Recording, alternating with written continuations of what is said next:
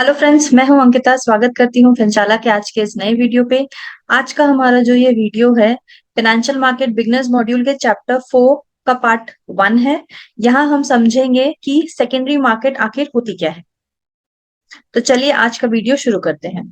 तो सबसे पहले हम लोग ये देखते हैं, कभी भी एक कंपनी जो कि अनलिस्टेड कंपनी है, इन्वेस्टर्स को सिक्योरिटीज इशू करती है और उनसे इन रिटर्न्स फंड रेज करती है, उसे हम प्राइमरी मार्केट बोलते हैं।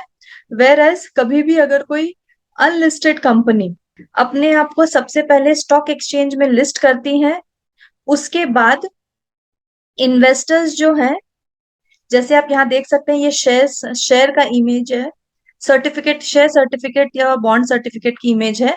और इन्वेस्टर्स है, दोनों जितने भी तरह के इन्वेस्टर्स हैं वो आपस में ही सिक्योरिटीज की बाइंग एंड सेलिंग करते हैं और फंड्स जो है अपने ही बीच में एक्सचेंज करते हैं।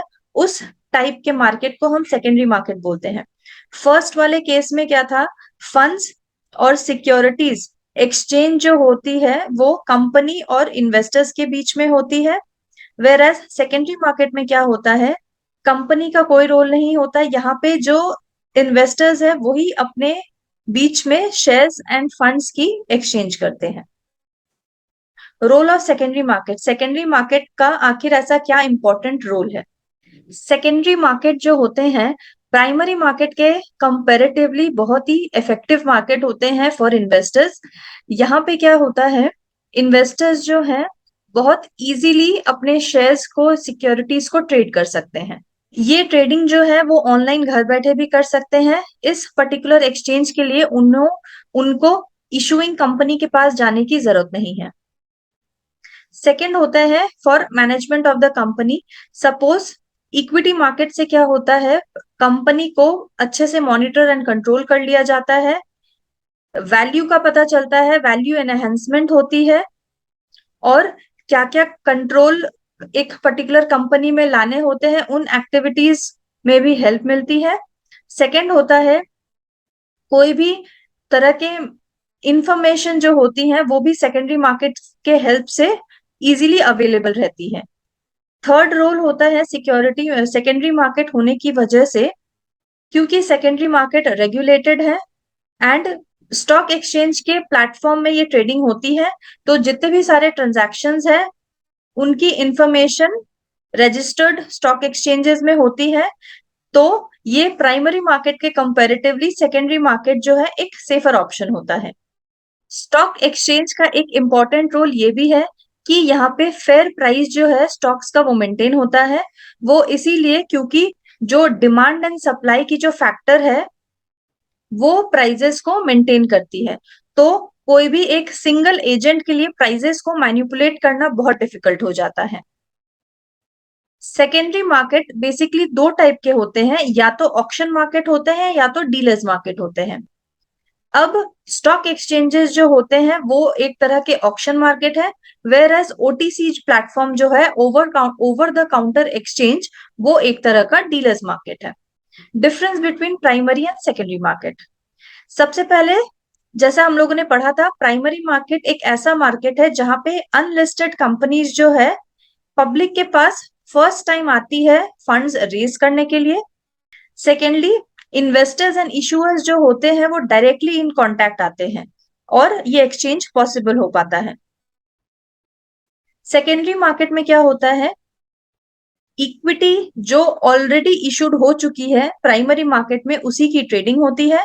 इस पर्टिकुलर मार्केट में इशूइंग कंपनी का कोई रोल नहीं है, वो डायरेक्ट कांटेक्ट में नहीं आती है। तो जितनी भी तरह की ट्रेडिंग जो होती है सेकेंडरी मार्केट में वो इन्वेस्टर्स के बीच होती है। इसमें इशूइंग कंपनी का कोई भी डायरेक्ट कांटेक्ट नहीं होता है। एक और चीज आपको ध्यान में रखनी चाहिए कि सेकेंडरी मार्केट जो होती है वो मेजॉरिटी ऑफ द ट्रेडिंग जो होती है कोई भी इशूड सिक्योरिटी की, वो ज्यादातर सेकेंडरी मार्केट में ही होती है। अब चलिए देखते हैं क्या क्या प्रोडक्ट्स अवेलेबल है सेकेंडरी मार्केट में। सबसे पहले आ जाता है इक्विटी शेयर।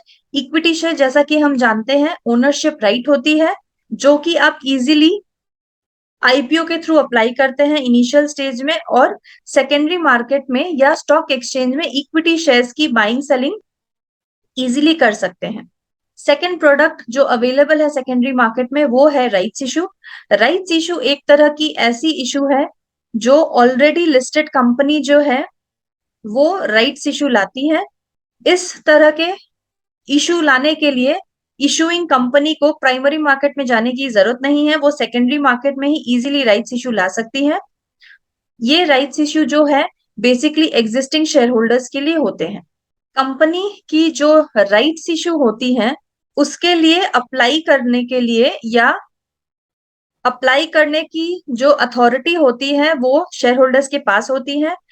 अगर वो चाहे तो राइट्स इशू में अप्लाई कर सकते हैं, और अगर उन्हें नहीं करना तो वो नहीं करेंगे। थर्ड प्रोडक्ट जो अवेलेबल है वो है bonus shares. Bonus shares issuing company bonus share जो है अपने एग्जिस्टिंग शेयर होल्डर्स को देती है। Rights issue and bonus shares जो होते हैं वो इशुइंग कंपनी अपने एग्जिस्टिंग शेयर होल्डर्स को देती है। ये पर्टिकुलर प्रोडक्ट्स जो होते हैं सेकेंडरी मार्केट में ट्रेड नहीं होते हैं।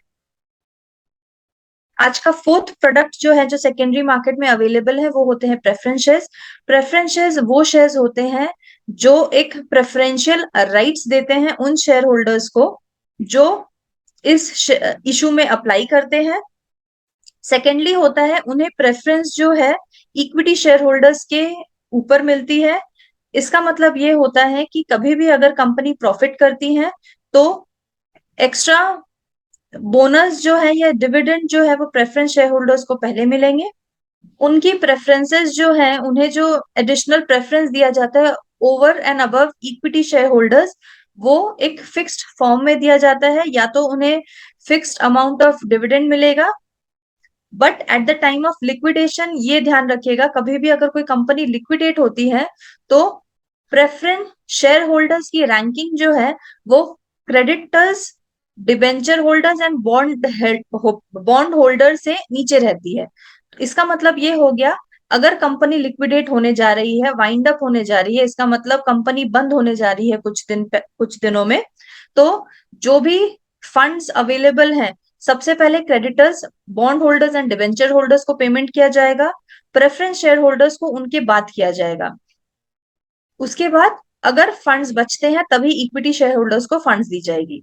प्रेफरेंस शेयर होल्डर्स जो होते हैं बेसिकली उनको इक्विटी शेयर होल्डर्स के पहले एक प्रेफरेंस दी जाती है। आजकल लास्ट प्रोडक्ट जो है वो जो सेकेंडरी मार्केट में ऑफर होते हैं वो होते हैं या तो cumulative preference shares and cumulative convertible preference shares. Cumulative preference share holders जो होते हैं उनके पास भी राइट्स जो होती हैं same as preference share holders होती हैं। तो कभी भी उनको पेमेंट अगर दी जाएगी डिविडेंड पेमेंट या लिक्विडेशन के टाइम पे उनको कभी भी कोई पेमेंट दी जाएगी तो उन्हें सबसे पहले प्रेफरेंस दिया जाएगा। कन्वर्टेबल प्रेफरेंस शेयर्स वो शेयर्स हो गए जहां पे प्रेफरेंस शेयर होल्डर्स को ये ऑप्शन दिया जाता है कि अगर वो चाहें तो अपने शेयर्स को इक्विटी शेयर्स में कन्वर्ट कर सकते हैं। उसके अलावा बॉन्ड्स भी अवेलेबल हैं सेकेंडरी मार्केट में। बॉन्ड्स तीन तरह के होते हैं, एक होते हैं zero coupon bond, convertible bond and treasury bill. Bonds के केस में जनरली कूपन का मतलब होता है पीरियोडिक इंटरेस्ट पेमेंट। तो यहाँ पे जीरो कूपन बॉन्ड का मतलब ये हो गया, ये एक तरह का ऐसा बॉन्ड है जहां पे रेगुलर इंटरवल में जो पेमेंट की जाती है इंटरेस्ट पेमेंट वो जीरो रहेगी। इसका मतलब कोई भी पेमेंट नहीं किया जाएगा। इस पर्टिकुलर टाइप के होल्डर को, जीरो कूपन बॉन्ड होल्डर्स को एट मैच्योरिटी जो है प्रिंसिपल के साथ इंटरेस्ट अमाउंट पे की जाती है। Zero coupon bonds generally discount में इशू होती है एंड मैच्योरिटी के वक्त इसे फेस वैल्यू पे रिडीम किया जाता है। कन्वर्टेबल बॉन्ड्स जो होते हैं एक तरह के फिक्स्ड इंटरेस्ट बॉन्ड्स होते हैं जहां पे बॉन्ड होल्डर को during the life of the bond ये ऑप्शन दिया जाता है कि वो इक्विटी शेयर्स में कन्वर्ट कर सकते हैं। ये कन्वर्टेबिलिटी का जो ऑप्शन है ये बॉन्ड होल्डर्स के पास रहता है, अगर वो चाहे अपने इस राइट को एक्सरसाइज कर सकते हैं। कन्वर्टेबल बॉन्ड्स जो है एक तरह का हाइब्रिड प्रोडक्ट है जहां पे डेट और इक्विटी दोनों का ही फीचर्स जो है इस पर्टिकुलर बॉन्ड में अवेलेबल है। डेट का फीचर ये हो गया कि मंथली इंटरेस्ट जो है उन्हें मिलते रहेंगे, इक्विटी का जो फीचर ये है कि वो स्टॉक्स भी ओन कर सकते हैं अगर वो कन्वर्ट करते हैं तभी। आज का थर्ड बॉन्ड जो है वो है treasury bill. Treasury bill generally governments issue करते हैं जब कभी भी गवर्नमेंट को फंड रेज करना होता है कोई एक्टिविटी को फाइनेंस करने के लिए, तो वो पब्लिक के पास जाते हैं फंड रेज करने के लिए। और जब गवर्नमेंट जो है इस तरह से फंड रेज करते हैं वो ट्रेजरी बिल के थ्रू कर सकते हैं। ट्रेजरी बिल जो होते हैं basically 91 days, 182 days and 364 days के लिए अवेलेबल होते हैं। एंड ट्रेजरी बिल के मैच्योरिटी पे जो होल्डर्स होते हैं उन्हें उनकी पूरी रीपेमेंट मिल जाती है, प्रिंसिपल अमाउंट जो है वो रीपे हो जाता है। इस तरह के ट्रेजरी बिल जो होते हैं जनरली डिस्काउंट पे ही इशू होते हैं और मेच्योरिटी पे जाके वो फेस वैल्यू पे रिडीम होते हैं। तो चलिए आज का हमारा ये टॉपिक जो है वो यहीं खत्म होता है। कोई भी प्रोडक्ट की अगर आपको जानकारी चाहिए तो आप काइंडली अपने क्वेश्चंस जो है वो कमेंट बॉक्स में दे सकते हैं। और अगर आप चाहते हैं कि कोई एक पर्टिकुलर टॉपिक पे मैं वीडियो बनाऊं तो उसका कमेंट भी आप काइंडली कमेंट बॉक्स में डाल दीजिए। मेरे जितने भी प्रीवियस वीडियो हैं उनका लिंक मैं आपको डिस्क्रिप्शन बॉक्स में दे दूंगी। काइंडली इस चैनल को लाइक शेयर एंड सब्सक्राइब कीजिए ताकि मेरे अपकमिंग वीडियोस जो हैं वो आपको मिलते रहें।